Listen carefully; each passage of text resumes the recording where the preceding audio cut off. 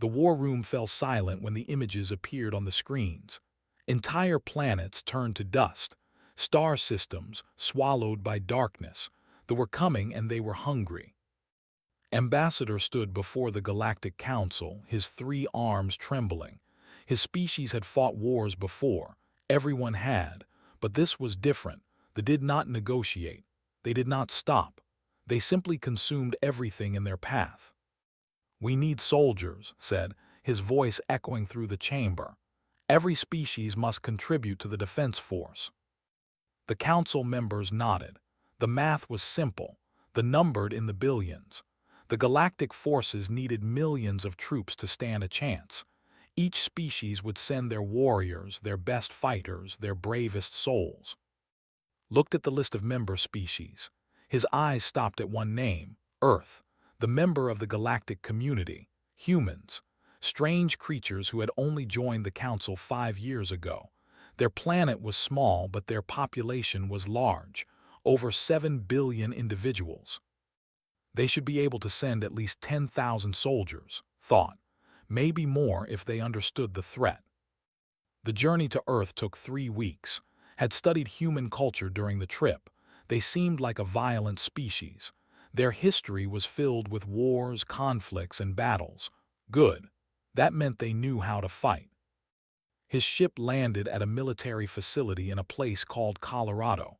The mountains reminded him of his. Stepped out, accompanied by his security detail.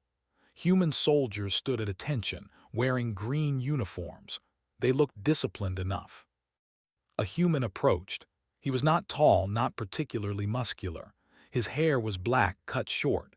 His face was calm, showing no emotion. He wore a simple uniform with minimal decorations. "Ambassador," the human said, bowing slightly. "I am Commander, welcome to Earth." Returned the gesture. "Commander, I bring urgent news from the Galactic Council. Please follow me." They walked through the facility.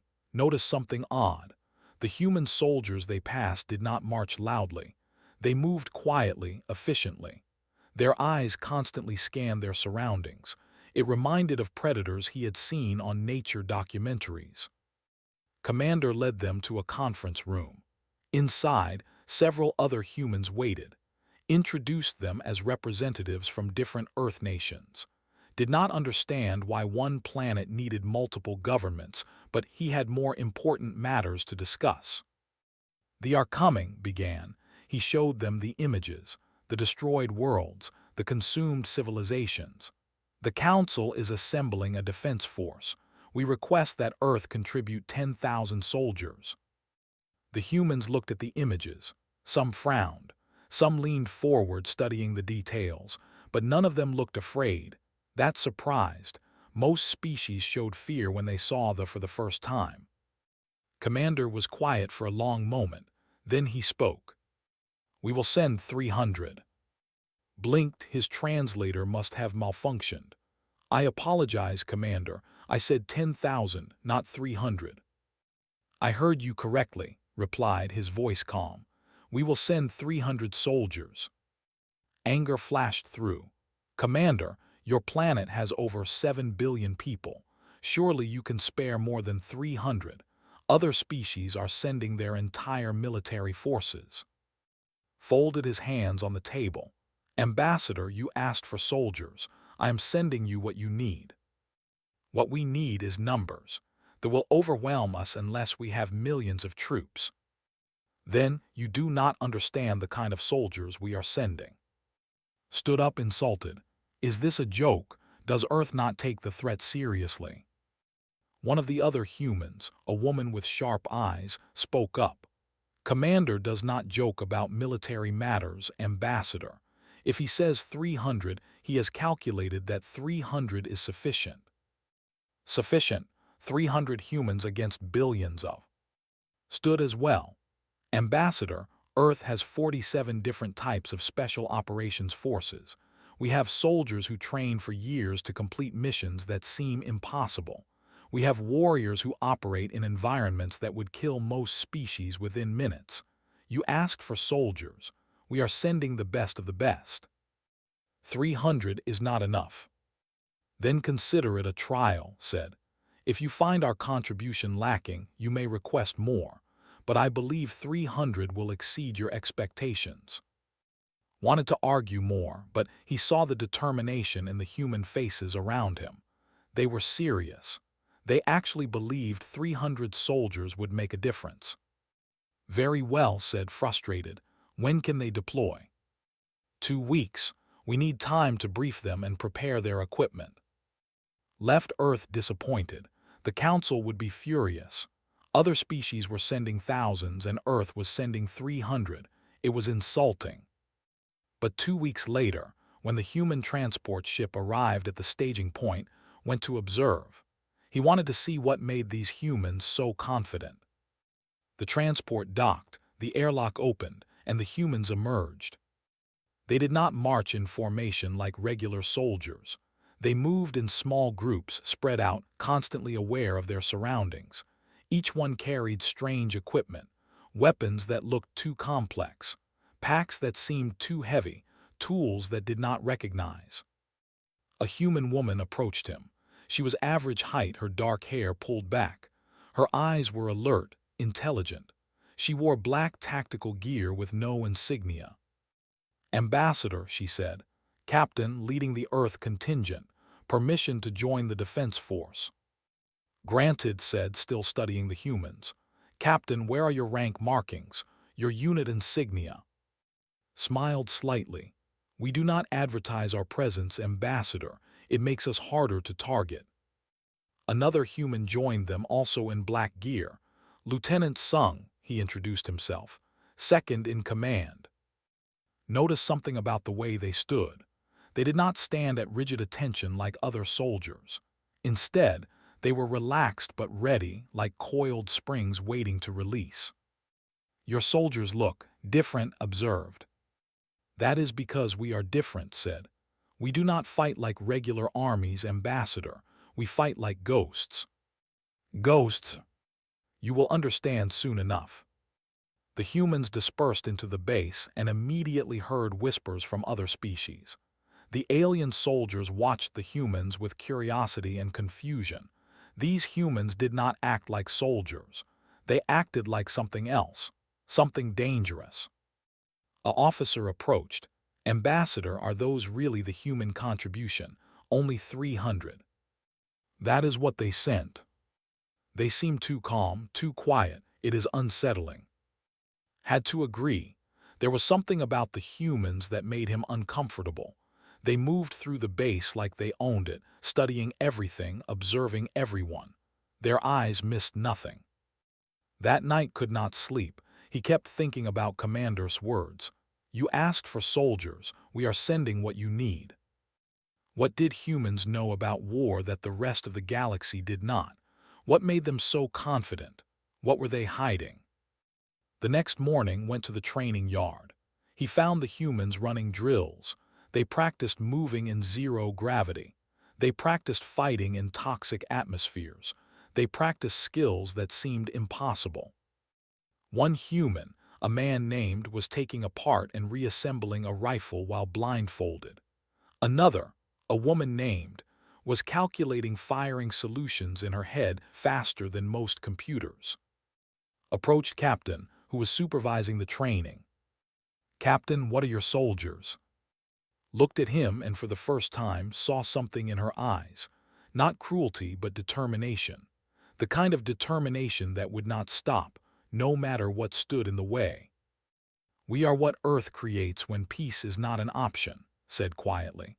We are the ones who do the jobs that keep people safe. We are the ones who go into the darkness so others can stay in the light. But there are only 300 of you.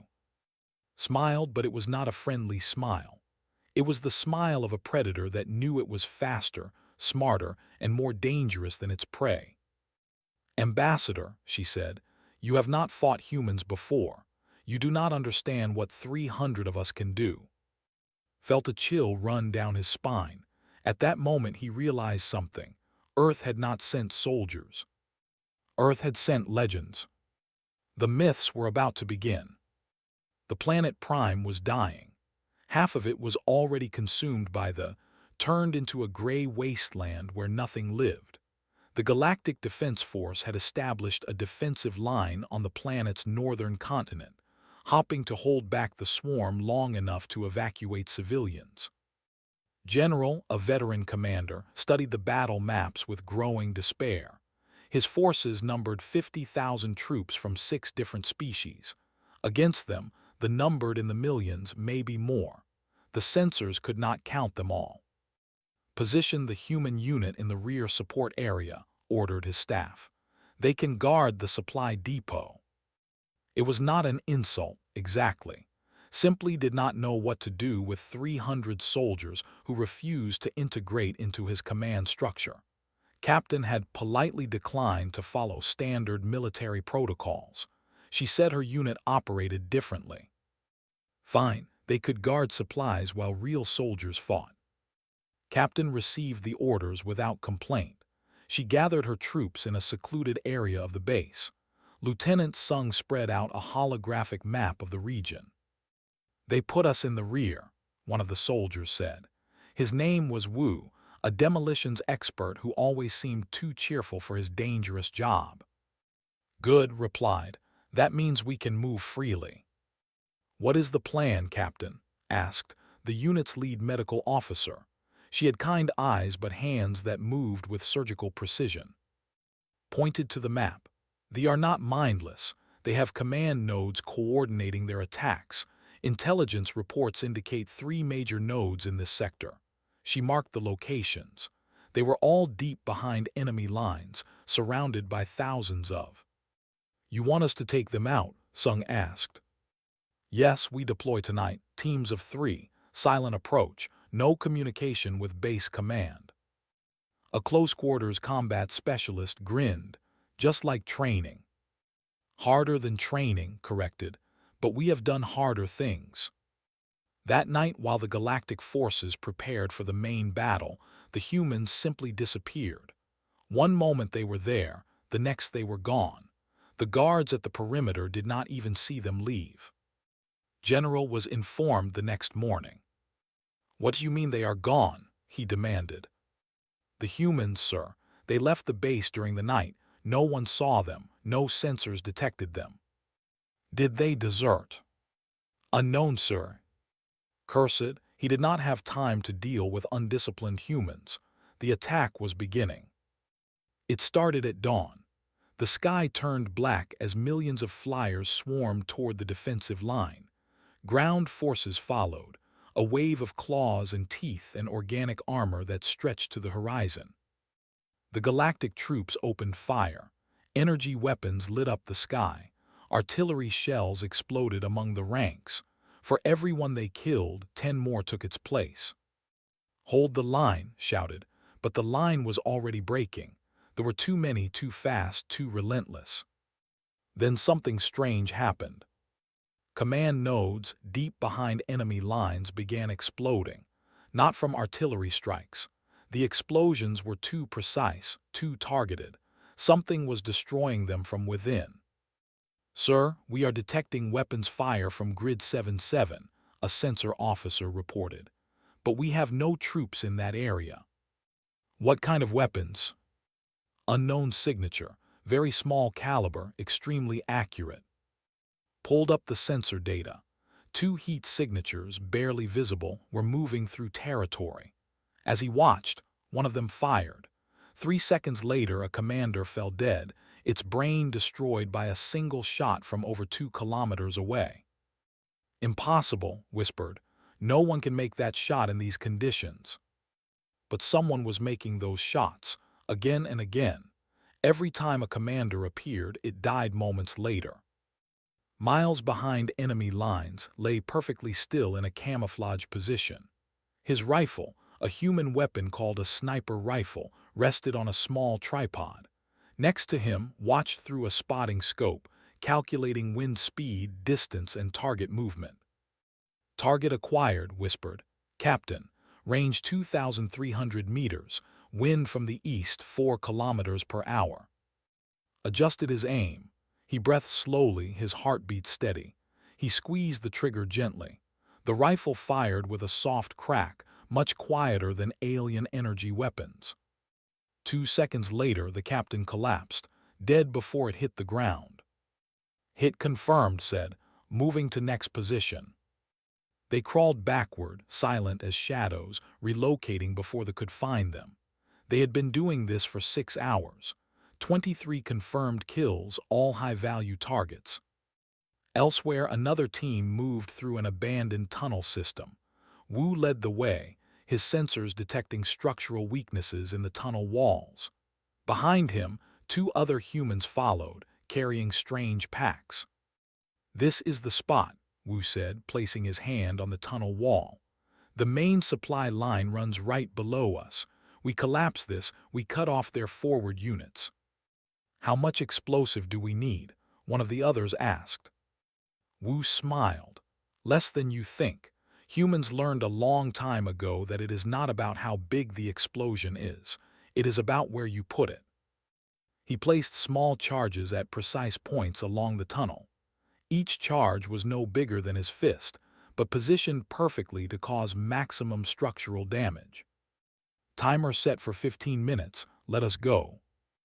They ran through the tunnels, their night vision gear turning the darkness into green daylight. Behind them, the charges detonated. The tunnel system collapsed, burying the main supply route under tons of rock. On the surface, General watched in amazement as the attack suddenly faltered. The swarm lost coordination. Units stopped advancing, confused.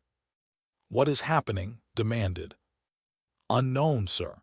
It is like something is disrupting their command structure." Captain appeared on the communication screen, startling everyone in the command center. "General," Captain reporting, "we have neutralized 3 command nodes and destroyed their primary supply tunnel. The in your sector should be disorganized for the next several hours." "Captain, where are you?" "Currently 12 kilometers behind enemy lines. We will continue operations." "Behind enemy lines? How did you get there?" "We walked, sir. Is there anything else you need?" Stared at her. The human looked tired but calm, as if spending the night sneaking through enemy territory was normal. Can you get back safely?" Smiled slightly. "General, getting in is the hard part. Getting out is easy."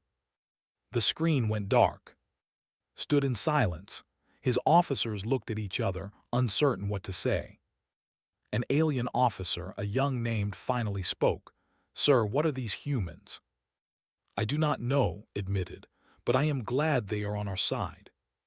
The battle continued, but the tide had shifted.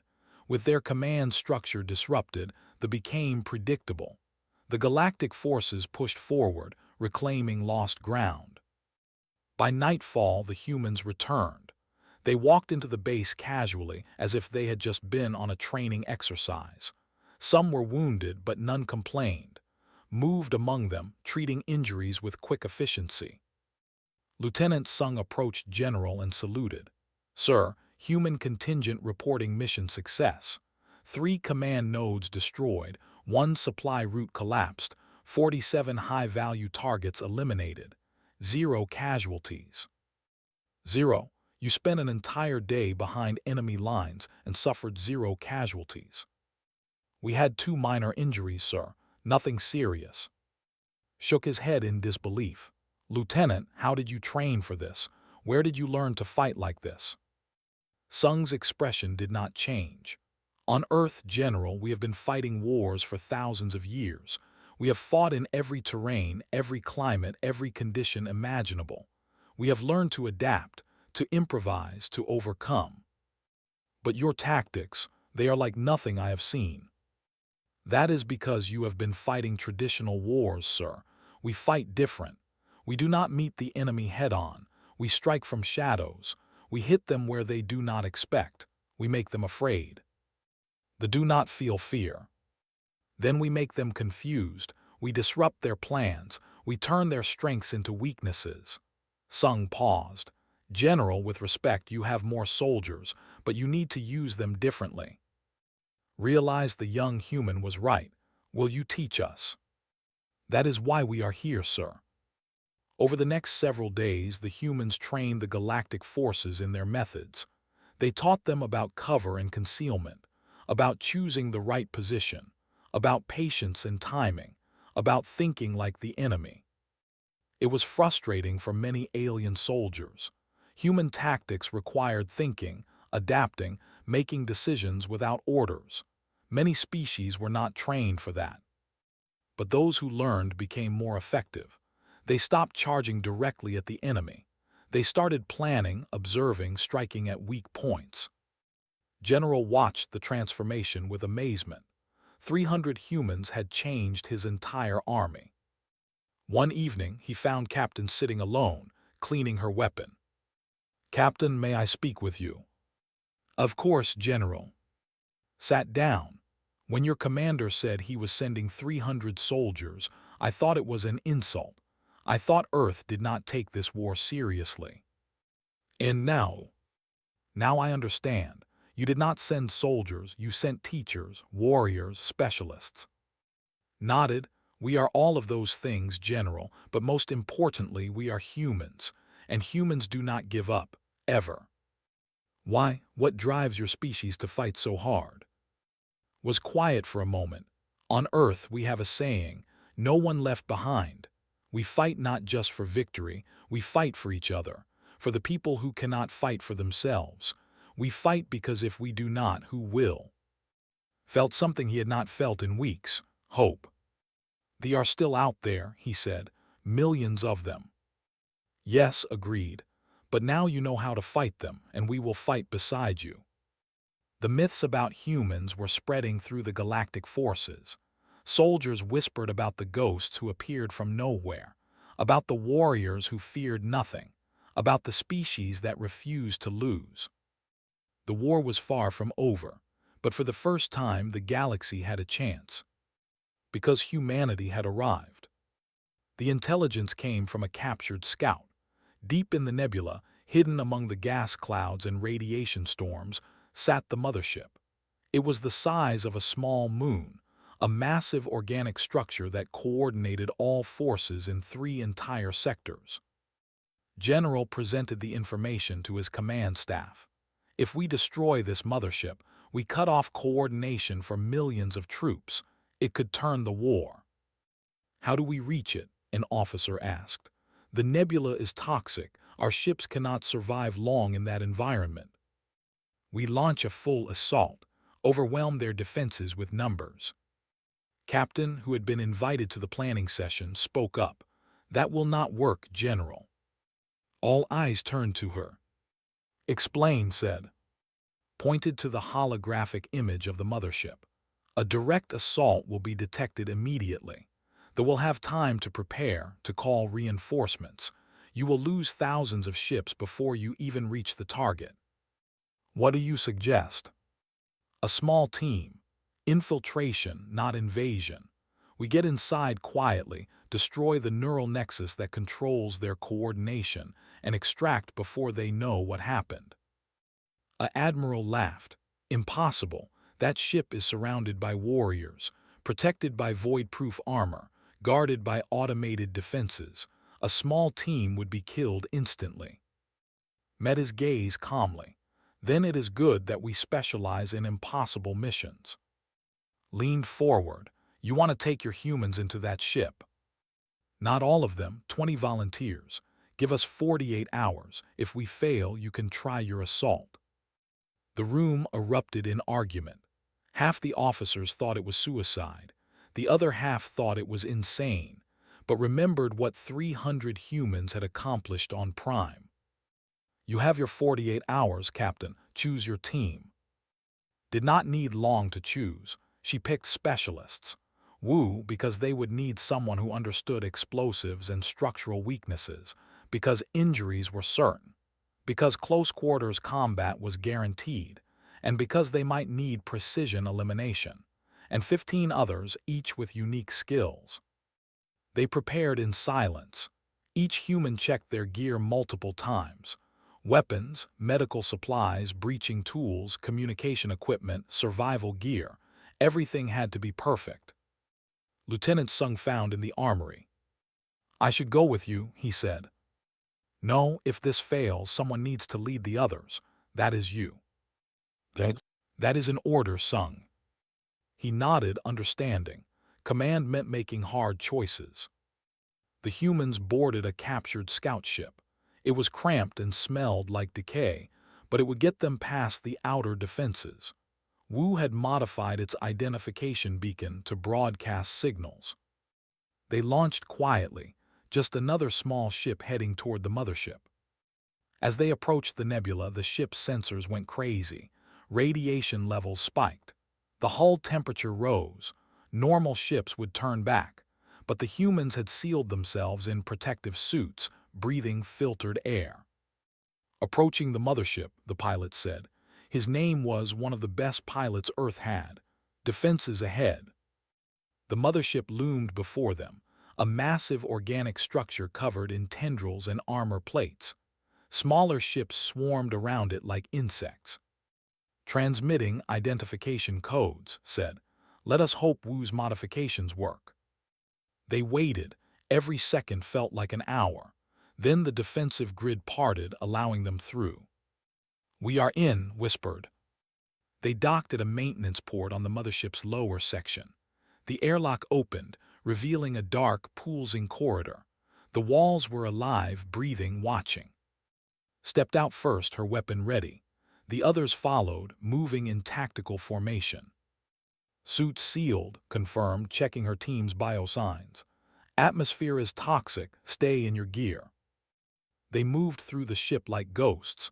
Every corner was cleared before they advanced. Every sound was analyzed. Every shadow was potential danger. The mothership's interior was a nightmare. Corridors twisted at odd angles. Organic growth covered everything. Strange sounds echoed through the halls, but the humans adapted, their training taking over. Held up his fist, signaling stop. Ahead, a patrol was approaching. 6 warriors, each twice the size of a human, armed with bone-like weapons. Made hand signals, take them quietly. The humans moved like water, flowing around obstacles, using the shadows. Went first, his combat knife flashing. The first died without making a sound. The others followed in rapid succession, taken down by coordinated strikes. 6 down, reported quietly, continuing. They penetrated deeper into the ship. Wu planted small devices on the walls, mapping the structure, looking for weaknesses. The neural nexus should be in the central chamber, said, consulting her scanner. 3 levels up. They found a vertical shaft, secured climbing lines, and they ascended in silence. Below them, the ship pulsed with alien life, unaware of the intruders. A sudden alarm shattered the quiet. Red light flooded the corridors. We are discovered, said. Move fast, ordered. The humans ran. Behind them, they could hear warriors mobilizing, thousands of them responding to the intruder alert. They reached a sealed door. Wu placed charges on the hinges. Clear. The explosion blew the door inward. The humans rushed through into a large chamber and stopped. The neural nexus was there, a massive organic brain suspended in fluid, connected to thousands of tendrils. It pulsed with light, coordinating the across entire star systems. But between the humans and the nexus stood 50 warriors. So much for stealth, muttered. They attacked. The chamber erupted in chaos. Humans fought with desperate intensity, using every trick they had learned. They used the environment, turning pillars into cover. They fought in teams, covering each other, never stopping. Wu threw himself toward the nexus, fighting through claws. He reached the base and started placing charges. I need 2 minutes. You have 1, shouted, firing at the pressing them from all sides. Dragged a wounded human to safety, sealing a torn suit with emergency foam. Stay down. Fought 3 at once, his movements too fast for them to follow. He was bleeding from a dozen cuts, but he did not stop. Found a high position and started picking off commanders, disrupting their coordination. Fed him targets, her voice calm despite the chaos. Wu status called. 30 seconds. A warrior broke through the human line heading straight for Wu, intercepted it, grabbing its weapon arm and twisting. Bones cracked. The fell. Done, Wu shouted. Charges set, timer running. Fall back, ordered. The humans retreated, fighting every step. They left behind small surprises for the mines, traps, anything to slow pursuit. They ran through the corridors, the ship's alarms screaming. Behind them, more joined the hunt. Had the scout ship ready, engines hot. Come on, come on. The humans piled in, counted heads, 18. They were missing 2. Where is and? Here's voice came over the radio. We are pinned down 2 levels below you. Too many, we cannot reach the ship. Mind raced. The charges would detonate in 4 minutes. If they waited, everyone would die. Leave us, said, complete the mission. No, said firmly, with me, keep the engines running. There is no time, protested. Then we move fast, let's go. The 3 humans sprinted back into the mothership, weapons blazing. They fought through corridors filled with, not trying to be quiet anymore, just trying to reach their people. They found and in a defensive position, surrounded, almost out of ammunition. Cavalry has arrived, shouted, crashing into the from behind. The 5 humans fought their way back to the ship, leaving a trail of dead. They reached the airlock with 90 seconds to spare. Go, screamed. Launch the ship. They blasted away from the mothership just as Wu's charges detonated. The explosion was not large. Wu had designed it that way, but it was perfectly placed. The neural nexus shattered, its energy feedback cascading through the ship systems. The mothership began tearing itself apart from the inside. The humans watched from their scout ship as the massive structure collapsed, imploding into the nebula's toxic clouds. Target destroyed, reported, his voice shaking. All personnel accounted for, heading home. In the cramped ship, the humans sat in exhausted silence, moved among them, treating wounds. 13 of the 20 were injured, but all 20 were alive. Looked at her team. They were tired, bloody, and beaten, but they had done the impossible. Good work, she said quietly. Laughed, wincing at his injuries. Just another day at the office. When they returned to the fleet, General was waiting. He watched the humans disembark, helping each other walk, supporting their wounded. Captain, he said, report. Mission successful, General. The mothership is destroyed. The coordination network for 3 sectors is offline. Casualties. 0 deaths, 13 wounded, none critical. Shook his head in amazement. You penetrated a mothership, destroyed their neural nexus, and got everyone out alive. That was the mission, sir. How is this possible? Looked at her team, at the brave humans who had followed her into hell and back. Because we are human, General, we do not leave people behind. We do not give up, and we do not accept impossible as an answer. She saluted and walked away, her team following. Behind her, alien soldiers watched in awe. The whispers grew louder. The humans were not soldiers. They were something more, something terrifying and wonderful. They were the ones you sent when defeat was not an option. They were the myths made real. And they were learning to fear them. The news of the mothership's destruction spread through the galactic fleet like fire. 3 sectors worth of forces were in chaos, leaderless and confused. It was the first major victory in the war. But more than the victory itself, the story of how it was achieved spread even faster. 20 humans had infiltrated a mothership and destroyed it from within. The alien soldiers could not believe it. Some thought it was propaganda, others thought it was exaggerated. But those who had fought alongside the humans knew the truth. In the mess hall of the main fleet carrier, soldiers from different species gathered. They talked in low voices, sharing stories about the humans. A young soldier named sat listening. He was new to the war, fresh from basic training. His first battle had been a disaster. He had frozen when they attacked, paralyzed by fear. His squad leader had saved him, pulling him to safety. Felt ashamed. He was a coward while others were heroes. An older soldier, a veteran, was telling a story. I saw one of the humans, the one called, take on 5 warriors alone. He moved so fast they could not touch him. And when it was over, all 5 were dead, and he was not even breathing hard. Impossible, another soldier said. Humans are not that strong. No, they are not stronger. They are smarter, faster thinking. They see the battle differently than we do. Worked up his courage. How do they learn to fight like that? The looked at him.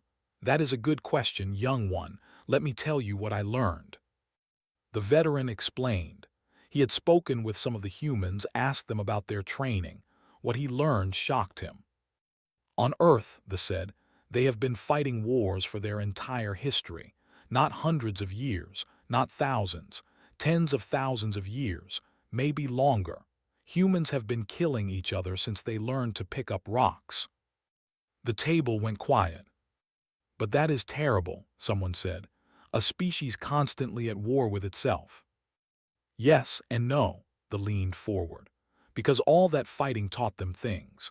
They learned to fight in forests, in deserts, in frozen wastelands, in mountains, on oceans, even underground.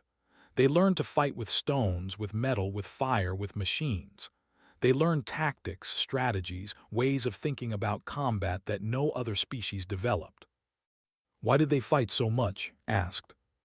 Many reasons: resources, territory, beliefs. Sometimes they did not even need a good reason.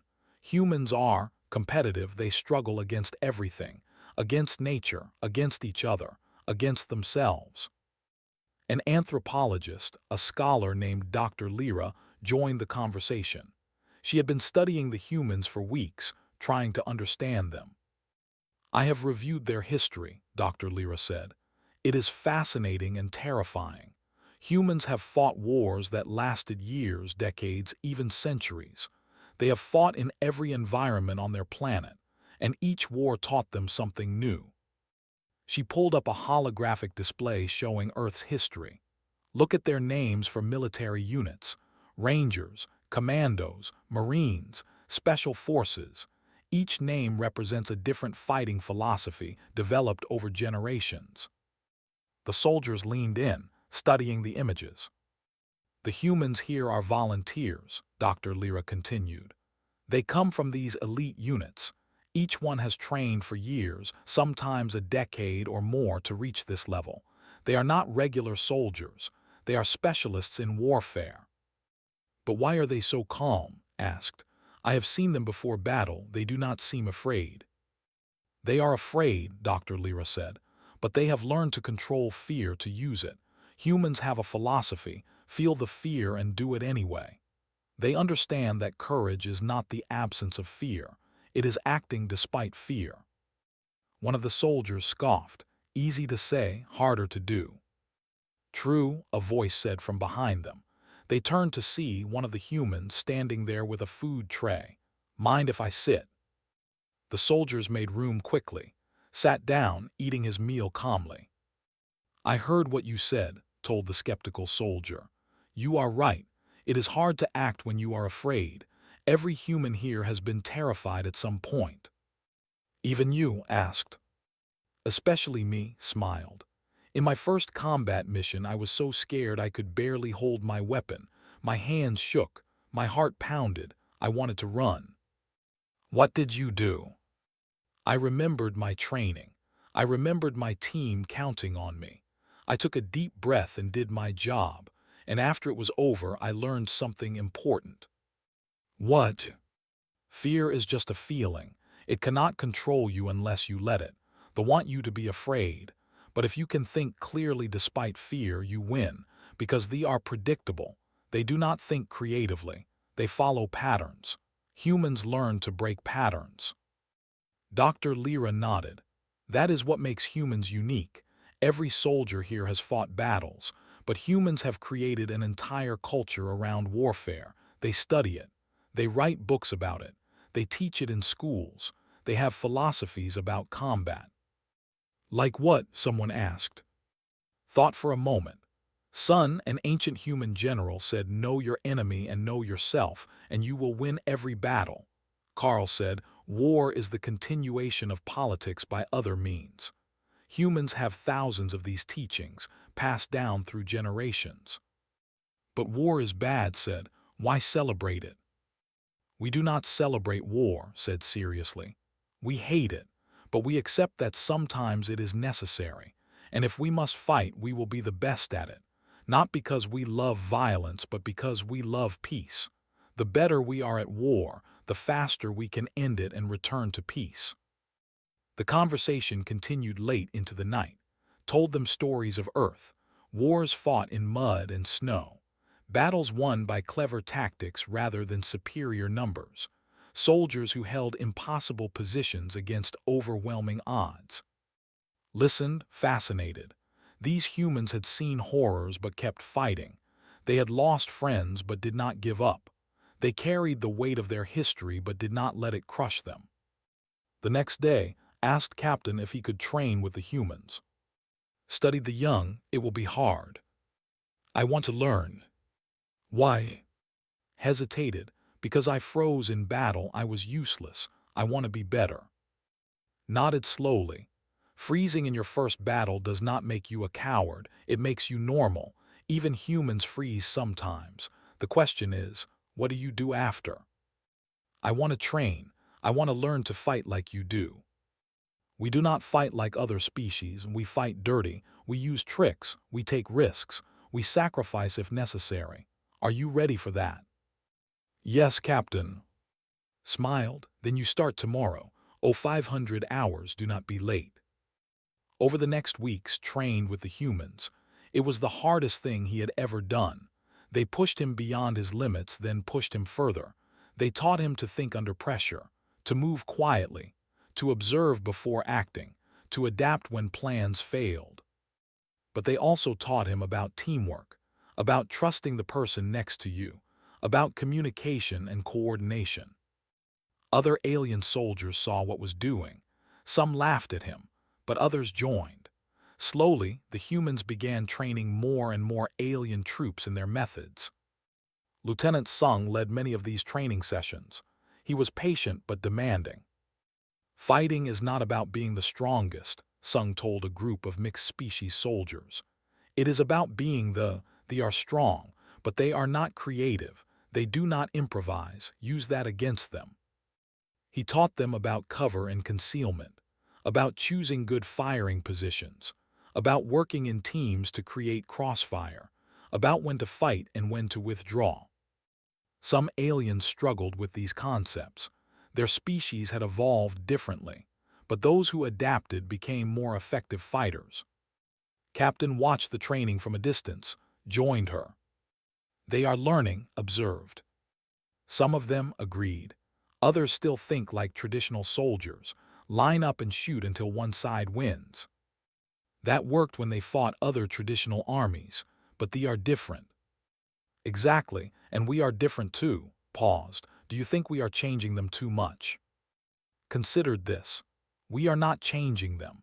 We are showing them another way. Whether they use it or not is their choice." Across the base, and were teaching alien scouts about reconnaissance. They showed them how to move undetected, how to observe without being seen, how to gather intelligence. Wu was teaching demolitions experts about precision explosives. "Big explosions look impressive," he told them. "But small, precise explosions in the right place do more damage and put fewer people at risk." Taught close-quarters combat. He was careful with his alien students, knowing their bodies were different from humans. But he taught them the principles: speed, surprise, aggression, violence of action. Word spread through the galactic forces. The humans were not just warriors, they were teachers, and they were generous with their knowledge. General called a meeting with Captain. "Captain, I want to thank you. Your methods are changing my entire army." "We are just sharing what we know, General." "It is more than that. You are changing how we think about warfare, about ourselves." Paused. "The Galactic Council is requesting more human troops. They want to deploy human advisors to other sectors. How many are they requesting? 10,000. Laughed. General, Earth does not have 10,000 special operations soldiers to spare. We can send maybe another 100, and that will stretch us thin. I will tell the council, looked at her seriously. Captain, can I ask you a question? Why does your species fight so hard? You could have sent minimum forces, done the minimum required, but you send your best and they risk everything. Why? Thought about Earth, about the long history of humanity, about the values her species held. Because someone has to, General. Because if we do not stand against darkness, who will? Because every thinking being in the galaxy deserves a chance to live free. Because, she paused, because we are human, and humans do not abandon those who need help. Felt something stir in his hearts, hope, pride, determination. Thank you, Captain, for everything. That night completed his training, presented him with a small patch, a human tradition. You have earned this, said. You are not human, but you fight with human spirit. Courage, determination, adaptability, be proud. Took the patch with trembling hands. It showed a simple image, a human and a standing back-to-back, weapons ready. Together, said softly. Together, agreed. The myths about humans continued to grow, but now they were mixed with something else. Hope, the belief that maybe, just maybe, they could win this war. Because the humans had shown them how. Not through superior technology or numbers, but through superior will. And that made all the difference. The warning came without mercy. Sensors detected them first, thousands of ships emerging from deep space, not the scattered forces the Galactic Fleet had been fighting. This was the reserve fleet, the full strength of the war machine. General stared at the display, his face pale. How many? Sensor estimates put it at over 5,000 capital ships, General, plus countless smaller vessels. They outnumber us 10-1. The command center fell silent. Every officer knew what this meant. They had won small victories, but this was the real test. This was the hammer coming down. How long until they reach us? 72 hours. Called an emergency council. Representatives from every species gathered. The mood was grim. Some suggested retreat. Others suggested negotiating surrender. A few advocated fighting to the last ship. Captain listened quietly, then she stood. May I speak, General? Please. Walked to the center of the room. Every eye followed her. The human looked tired. They all did. Months of constant fighting had worn everyone down. I have a question for all of you, said. What are you willing to risk to win? No one answered. Because here is what I know about humans. We do not fight to survive. We fight so that others can live.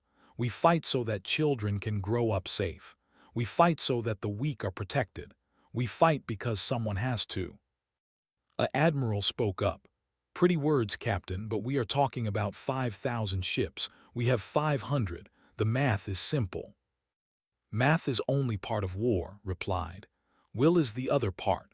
They have numbers, but do they have will? Do they have determination? Do they have something worth dying for? They are a hive mind. They do not think like that. Exactly, which means they have a weakness. They coordinate through command ships. We take those out, the entire fleet becomes confused. The command ships will be at the center of their formation, protected by hundreds of escorts. Smiled, but it was not a happy smile. Then we go to the center. The room erupted in protests. Suicide, impossible, insane. General raised his hand for silence. Explain your plan, Captain. Simultaneous strikes on every command ship in the sector. Small teams, fast insertion, maximum damage.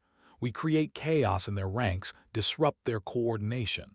Then the main fleet hits them while they are confused. How many teams would you need? All of them, every human we have, plus volunteers from other species who have trained with us.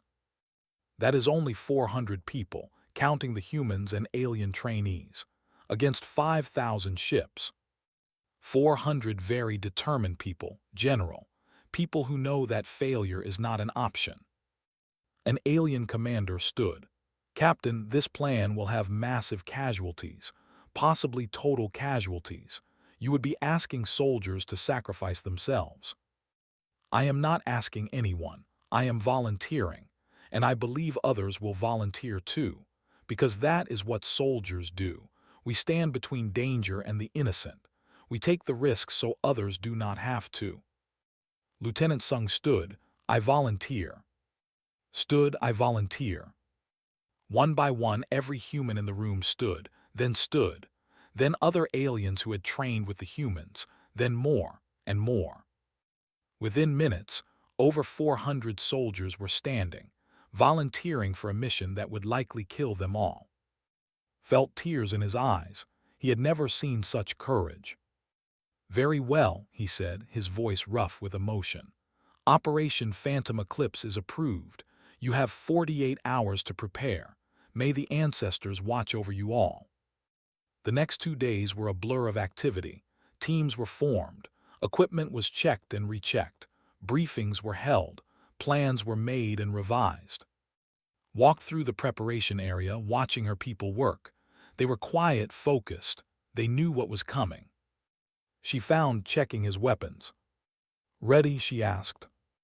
As ready as I will ever be. He looked at her.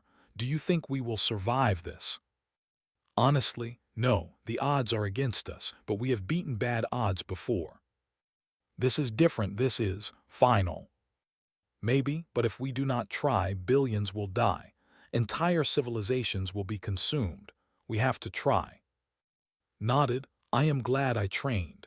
If I die, at least I know he will carry on what we taught him. Across the base, similar conversations were happening. Humans and aliens sharing final thoughts, making peace with their choices. Wu recorded a message for his family back on Earth, wrote letters to friends, prayed in his own way, and sat together in silence, finding comfort in each other's presence. The day of the operation arrived. 400 soldiers boarded small, fast ships. Each team had a specific target, a command vessel. General addressed them one final time. I will not lie to you. This mission is dangerous. Many of you will not return, but what you are about to do will save billions of lives. You are the finest soldiers I have ever commanded. It has been an honor to serve with you. Captain saluted. For the fallen, for the living, for the future. 400 voices echoed her words. For the fallen, for the living, for the future. The ships launched. They spread out, approaching the fleet from multiple directions. The alien commanders watched nervously, waiting. Ship approached her target, a massive command carrier. Around her sat her team, 5 humans, 3 aliens. They had trained together for weeks. They trusted each other. Approaching target, the pilot said. Defenses are thick. This is going to be rough. Get us as close as you can, said. We will handle the rest. The ship dodged through defensive fire, weaving between escorts. Alarms screamed. The hull shook from near misses. Now shouted. They launched in boarding pods, small armored capsules that shot toward the command ship. Some pods were destroyed by defensive fire, but most made it through, punching into the hull. Spod crashed through armor plating. The hatch blew open. She charged out, weapon firing, her team right behind her. The battle was immediate and brutal. Warriors were everywhere. But the team moved with practiced precision, covering each other, advancing toward the ship's command center. Across the sector, similar battles raged. Sung's team fought through a destroyer, and worked together, their mixed human-alien team overwhelming surprise defenders. Wu set charges on a command ship's power core, patched wounded teammates while firing her weapon with her free hand. Led a desperate charge through a corridor filled with enemies, his alien students fighting beside him, using everything he had taught them. And found a high position inside their target ship and began eliminating officers, creating chaos. The fleet began to falter. Command ships were exploding or going dark. Coordination was failing. Ships started bumping into each other, unsure of their orders. General saw his chance. All ships attack, hit them while they are confused.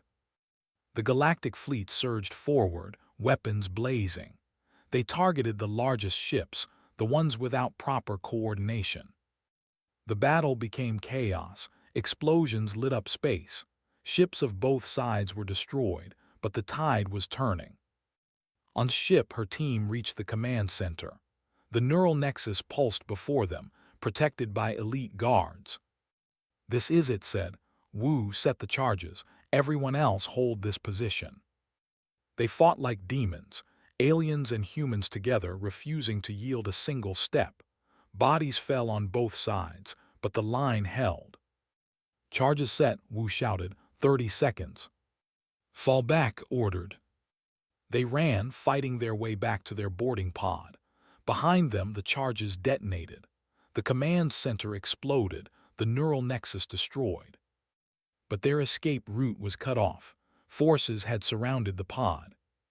"We are trapped," one of the aliens said. Looked at her team.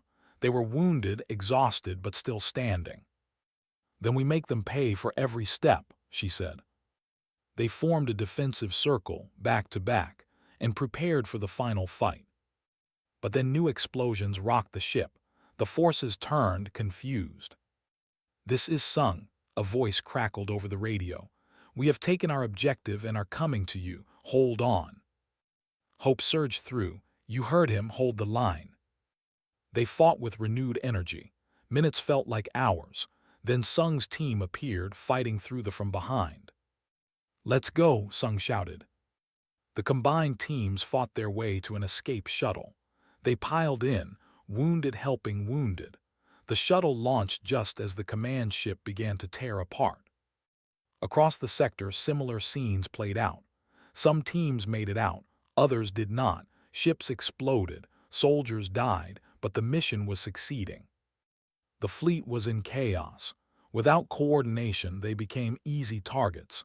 The Galactic fleet pressed the attack, destroying ship after ship. By the end of the day, the fleet was broken. Thousands of ships destroyed or fleeing. The sector was saved. But the cost was severe. Of the 400 soldiers who volunteered, only 253 returned. 47 humans were dead. 100 alien trainees were gone. The memorial service was held 3 days later. Every soldier in the fleet attended. Names were read aloud. Human and alien, side by side. Commander traveled from Earth to attend. He stood before the assembled forces, looking at the memorial wall where names were inscribed. "These soldiers came from different worlds, different species, different cultures," said. "But they shared one thing, the willingness to sacrifice for others. They volunteered for a mission they knew would likely kill them, and they did it anyway, because that is what heroes do." He turned to face the crowd. "You asked Earth for soldiers. We sent you our best. They came not for glory, not for conquest, but because people needed help. Some of them are gone now, but their sacrifice saved billions of lives. That is the legacy they leave behind." An alien commander approached Captain after the service. "Your species," he said quietly. "How do you create such warriors?" Looked at the memorial wall, at the names of friends she would never see again. "We do not create them," she said. "We raise them in a world that never stopped challenging us. Every human carries the legacy of ancestors who survived ice ages, predators, diseases, wars, famines, and each other. We learned to never give up. We learned to protect the weak. We learned that some things are worth dying for." The galaxy asked for soldiers. "You sent myths." "No," corrected gently. "We sent humans. The myths came from what they did." The alien was quiet for a moment. "What happens now?"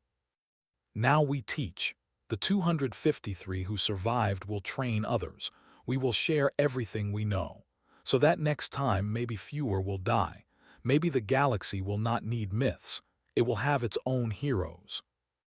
The Galactic Council established the Terran Academy, where humans and aliens trained together. The tactics that saved the sector spread throughout the galactic forces. Armies changed. Strategies evolved. The war continued, but the galaxy had hope now, because they had learned what humans had known all along. Victory was not about being the strongest. It was about refusing to quit. The 253 human survivors returned to Earth. No parades waited for them. No crowds cheered. Just quiet recognition from fellow soldiers who understood what they had done. Because on Earth, they were not myths or legends. They were simply soldiers who had done their duty. And to humans, that was the highest honor of all.